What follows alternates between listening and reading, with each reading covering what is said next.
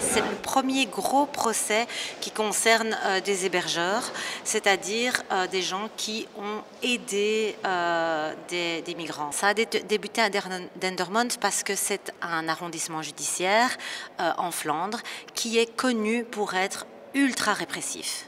C'est des radicaux et ultra anti-migrants. Ensuite, comme tous les hébergeurs étaient francophones de Bruxelles, on a demandé le rapatriement pour changement de langue du dossier à Bruxelles. Vous avez des milliers d'hébergeurs, quoi que dise le tribunal, c'est la justice de s'adapter à cette évolution de la société. On donne une hospitalité et ça, c'est pas illégal. Par contre, au niveau des hébergés, le problème, c'est que vous avez une criminalisation des migrants. Et ça, tout le problème du procès.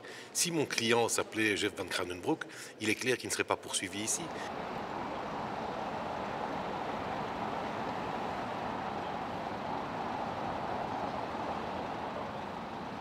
J'ai hébergé quelqu'un, c'est un Égyptien, et on est resté en contact. Et depuis, il essaie d'aller en Angleterre. Un jour, à 5 h du matin, j'entends la porte frapper. C'est quoi ça? Le voisin, il a ouvert la porte en bas. Ils ont monté chez moi en haut. Ils ont tapé à la porte. J'ai ouvert la porte, ils m'ont poussé. Ils m'ont mis sur le lit. Ils m'ont menotté. Et je lui ai dit, monsieur, mais qu'est-ce que vous me reprochez? Il me dit, trafic d'êtres humains. Même le mot, je n'ai pas compris. C'est quoi le trafic d'êtres humains? Moi, je n'ai jamais entendu ça. Il me dit, toi, je sais que tu n'es pas un hébergeur, tu n'es pas un passeur, mais tu héberges quelqu'un qui passe les gens. Je lui dis non, désolé. Désolé, ce monsieur-là, il ne passe pas les gens. S'il passe les gens, il ne vient pas me demander 5 € pour acheter un paquet de cigarettes. Je suis assez inquiète pour les migrants parce que pour les hébergeurs, il y a eu des demandes d'acquittement ou des demandes de suspension du prononcé, donc des peines inexistantes. Mais pour les migrants, il y a des peines assez lourdes qui sont demandées, qui vont de 40 mois à 2 ans de prison, alors que le parquet reconnaît que ce sont toutes des petites mains, que ce sont tous des gens qui voulaient passer eux-mêmes en Angleterre, que c'est des gens qu'on a trouvés eux-mêmes dans les camions. Donc ils sont à la fois victimes du trafic et à la fois auteurs du trafic. L'idée de mettre toutes les forces de police sur les migrants, c'est une volonté de mettre énormément de moyens financiers et humains pour criminaliser des gens qui finalement ne posent aucun problème à la société belge. Eh bien, ça, c'est vraiment une question de politique des poursuites, où on décide de mettre les moyens. J'ai fait 8 mois et 2 semaines en fait. 8 mois et 2 semaines parce que j'ai hébergé quelqu'un voilà, qui était dans la rue, car n'importe qui peut le faire.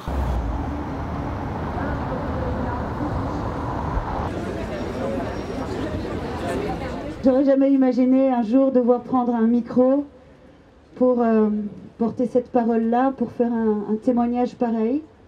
Il y a juste 3 semaines, à 5 h 30 du matin, une dizaine de policiers sont entrés chez moi avec violence. Ils nous menottent, moi et les gamins que j'hébergeais depuis quelques mois, 18 et 25 ans. Je vois la Libye dans leur regard plein d'incompréhension et leurs corps deviennent mous. Je leur ai toujours dit, chez moi vous êtes en sécurité. Ils me menottent, ça fait mal. C'est vrai que je peux peut-être m'échapper assez facilement, vu mon gabarit. Et si le moindre son sort de ma gorge, ils consignent rébellion dans le dossier et me répètent inlassablement, vous êtes privé de liberté, vous avez perdu vos droits. Vous êtes privé de liberté, vous avez perdu vos droits. Il n'y a pas de crainte à avoir, il n'y a pas de mal à ouvrir sa porte de salon à quelqu'un qui en a besoin. Nous sommes là pour dire solidarity is not a crime. Merci.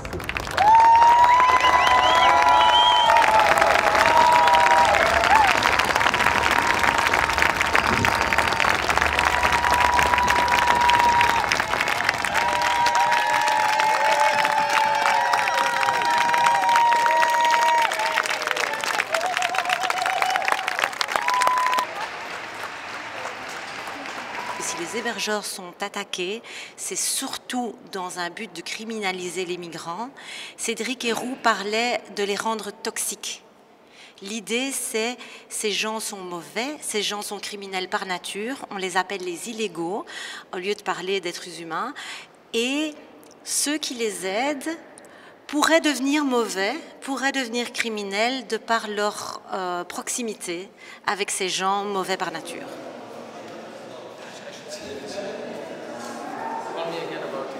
La cigogne lève la patte. C'est un peu comme le migrant qui part de son pays, mais le problème c'est la déposer quelque part. Et donc vous avez tout ce pas suspendu qui est le fait que le migrant, quand il quitte son pays, pour le moment, il ne sait pas où aller. Mon client est allé d'Égypte en Italie, d'Italie à Calais, de Calais ici pour aller vers l'Angleterre. Et donc vous avez ce sentiment de dire on est parti, mais on n'a plus d'appartenance, on n'a plus de territoire, on n'a plus d'identité. On est encore moins qu'avant puisque nous avons ce pas suspendu qui fait en sorte qu'on ne parvient pas à pouvoir déposer sa patte et donc déposer ses valises. Moi, c'est ce que je souhaite que mon client fasse. Maintenant, il a connu une relation amoureuse avec la personne chez qui il était hébergé. J'espère qu'ils vont se marier. J'espère qu'alors la cigogne sur ses deux pattes va pouvoir s'envoler et que les rêves pourront se réaliser. Mais je crois vraiment qu'il faut que le jugement ici soit un jugement de pacification.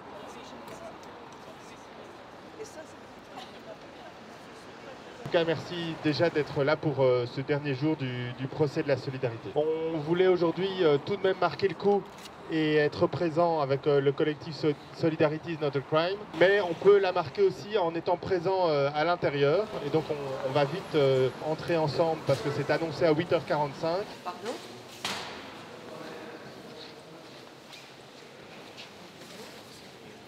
Pourquoi enregistrer les gens qui viennent assister à un procès ? Demandez-le à la magistrature. On va les demander. Est-ce que je peux avoir votre GSM, s'il vous plaît? Éteint ou... Vous confisquez des GSM en plus. Monsieur? Vous prenez les GSM de tout le monde? Oui, je prends les GSM de tout le monde.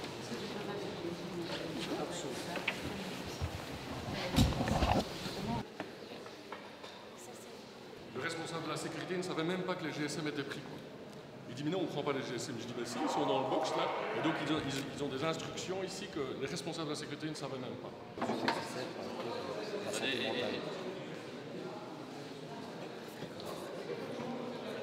La Constitution prévoit que les audiences sont publiques. La Constitution ne dit pas que les audiences sont publiques à condition d'être fiché, donner sa carte d'identité, sa date de naissance et son numéro de carte d'identité.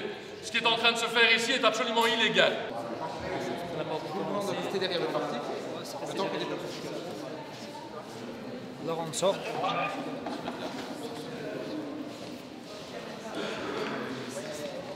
Excusez-moi, je vais mettre la barrière si vous permettez. Si c'est possible de reculer, s'il vous plaît.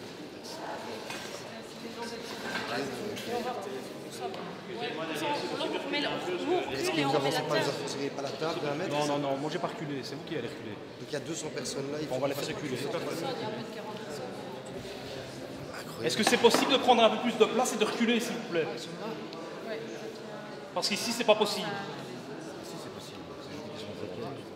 C'est tout à fait possible d'avancer la table d'un mètre. Je ne vais pas rentrer dans la salle. On s'est même plus respirer l'instant. S'il vous plaît, reculez, s'il vous plaît. Les gens à l'arrière. Reculez un peu, s'il vous plaît. Parce que bientôt, on va monter sur la table ici.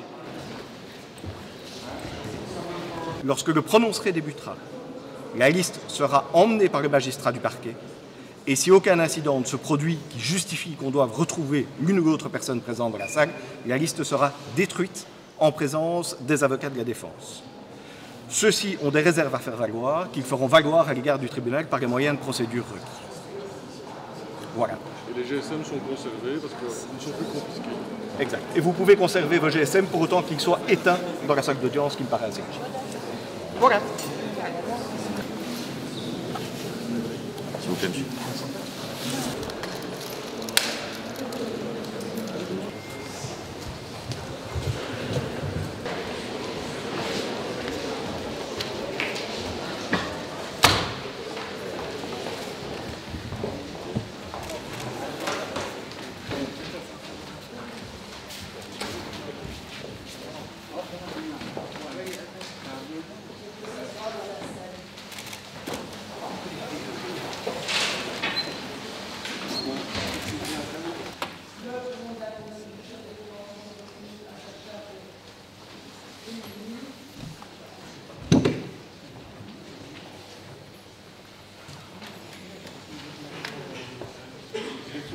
les 4 hébergeurs sont tous les 4 acquittés. Ça me paraît très important parce que le parquet que Myria insistait sur le fait qu'il y avait une ligne rouge à ne pas dépasser en tant qu'hébergeur. Et là, le tribunal a rappelé quelle était la ligne rouge. Et la ligne rouge, c'est la recherche d'un avantage patrimonial. À partir du moment où on donne de son temps et de son argent pour aider des gens, on n'est pas criminel. Et c'était vraiment ce qu'on voulait démontrer par ce procès. Donc pour ça, on est très content. Le jugement est aussi assez modéré pour les hébergés, pour les migrants. Il rappelle qu'il n'y a aucun autre moyen que de se remettre entre les mains de passeurs pour pouvoir voyager. Il rappelle que ceux-ci n'ont pas tiré beaucoup d'argent de ce trafic, que c'est des petits trafiquants qui cherchaient surtout à financer leur propre passage, et donc ils donnent du sursis pour tout ce qui excède la détention préventive. Le résultat ou le verdict aujourd'hui va certainement avoir une conséquence sur les projets qui sont encore en cours et sur la criminalisation de l'entraide, en fait, c'est ça, ou de la solidarité. Et donc oui, soulagé, très soulagé. Et toi, qu'est-ce que t'en penses? Oui, pareil, ça donne un peu de courage pour affronter la suite. Quand on est comme ça incriminé de manière injuste, c'est très très dur. C'est très dur. Première réaction à chaud comme ça, je suis soulagée, ça c'est certain. Mais bien sûr, il reste beaucoup d'amertume parce que moi j'étais incarcérée et entendre aujourd'hui que je suis acquittée et donc rien ne justifie cette incarcération, ça laisse quand même un goût assez amer et c'est pas fini. Pour moi en tout cas c'est pas fini parce qu'il faut que je puisse faire reconnaître le préjudice que j'ai subi. Mais je suis très soulagée et contente de cet acquittement bien entendu. Et je suis aussi soulagée pour mes amis migrants qui ont obtenu du sursis pour le surplus de leur peine. Et donc ça veut dire que le cauchemar s'arrête pour eux aussi ici. Et donc c'est une victoire partagée. Le risque, c'était de condamner quelqu'un pour ce qu'il était, à savoir illégal, et pas pour ce qu'il avait fait.